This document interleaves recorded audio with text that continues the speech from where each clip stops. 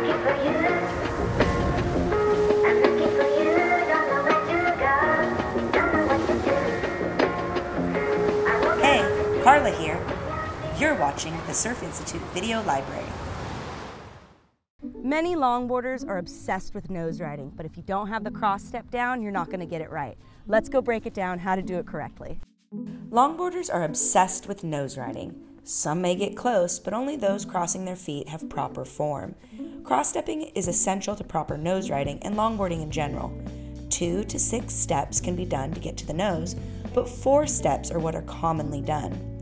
The best way to be proficient at cross-stepping is to simply practice 2 steps forward and 2 steps back. Once the rider is able to complete that task with relative ease and control, it's time to take the final 2 steps, placing the toes on the nose. Shuffling when en route to the tip is most definitely frowned upon. The rider should make cross steps forward when the wave face steepens and speed is desired. If steps are done too far out on the shoulder, the weight of the rider will force the nose to purl.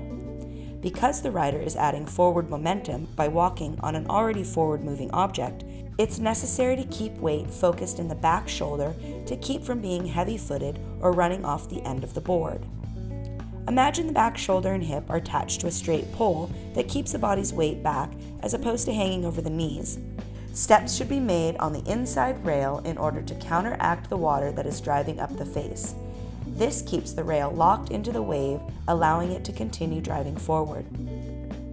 When cross-stepping forward, the back foot crosses in front of the front foot.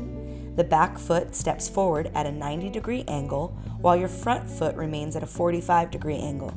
Be sure to keep weight in the back hip and shoulder. When cross-stepping back, keep weight directly above the knees as the front foot crosses behind the back foot, which remains at a 90-degree angle.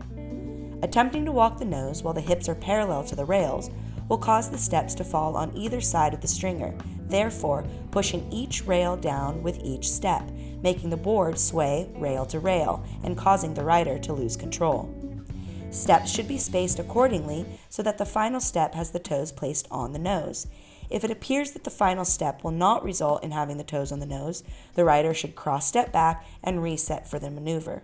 A great way to begin the cross-stepping process is to do a toe tap. That is, disengage enough of the back hip so that you can lift the back foot, cross it over the front, and place or lightly touch the deck with your foot or toe.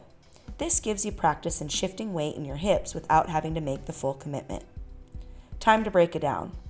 When cross-stepping, you want to make sure you make your steps on the inside rail on a steepening wave, not too far out on the shoulder. Generally, your back foot will remain at a 90-degree angle while your front foot remains at a 45-degree angle. When cross-stepping forward, your back foot crosses in front of your front foot, keeping your weight in your back hip and shoulder. When cross-stepping back, your front foot crosses behind the back foot while keeping your weight directly above the knees. If you've failed to space your steps out accordingly, step back and reset. You want that final step placed on the nose. And finally, to get comfortable with the cross-stepping process, cross the back foot forward and lightly place for a toe tap.